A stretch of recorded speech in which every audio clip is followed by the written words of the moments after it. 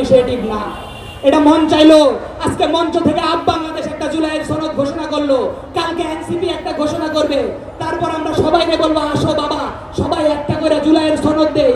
এই 750 জুলাইয়ের সনদ বাংলাদেশের মানুষের দরকার নাই।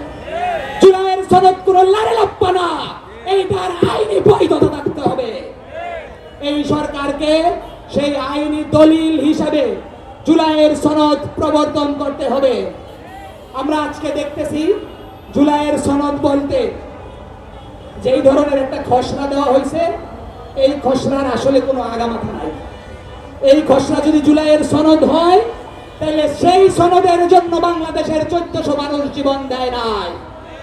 এই সনদে 47-এর দেশভাগ থেকে শুরু করে ব্রিটিশ বিরোধী আন্দোলন থেকে শুরু করে জমিদার প্রথার বিরুদ্ধে এদেশের বাঙালি মুসলমান এবং নিম্নবর্গের হিন্দুদের যে সংগ্রাম, সেই সংগ্রামের ধারাবাহিকতার বিবরণ থাকতে হবে।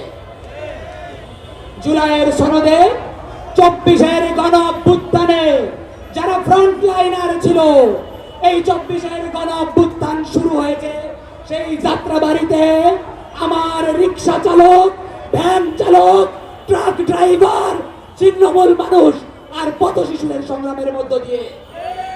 এই জুলাইয়ের গণ অভ্যুত্থানে নেতৃত্ব দিয়েছে আমার মোহাম্মদপুরের শ্রমিকেরা, নেতৃত্ব দিয়েছে আমাদের মিরপুরের মানুষ, নেতৃত্ব দিয়েছে বেসরকারি বিশ্ববিদ্যালয়ের শিক্ষার্থীরা, অকাতরে জীবন দিয়েছে যাত্রাবাড়ি থানার সামনে মাদ্রাসার শিক্ষার্থীরা।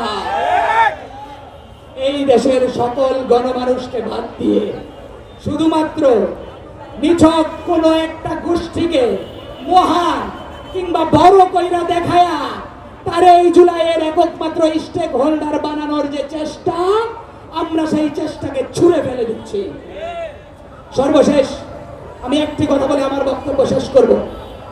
1971 সালের মহান মুক্তিযুদ্ধের পরে বাংলাদেশের মানুষ একটি নতুন বাংলাদেশের স্বপ্ন দেখছিল, কিন্তু তখন আমাদের কিছু কিছু মহান মুক্তিযোদ্ধারা তাদের কাছে মুক্তিযুদ্ধের সময় যেই বন্দুক রেখেছিল সেটা দিয়ে তারা বাড়িতে বাড়িতে ডাকাতি করছে। মুক্তিযুদ্ধের মধ্য দিয়ে তারা যেহেতু মুক্তিযুদ্ধ করছে, সুতরাং তারা বাংলাদেশটাকে তাদের তাল্লুক, বাপের তাল্লুক মনে করছে। 54 বছর ধরে এই মুক্তিযুদ্ধের চেতনার নাম করে তারা বাংলাদেশকে শোষণ করেছে। আজকে আমরা দেখতেছি 24-এর গণ অভ্যুত্থানকে এইরকমই একটি মুক্তিযুদ্ধের চেতনা এবং কারো কারো বাপের তাল্লুক বানানোর চেষ্টা করতেছে আমাদের কিছু সমন্বয়ক ভাইরা। আজকে তারা বিতর্ক করেন যে কে সমন্বয়ক আর কে সমন্বয়ক না।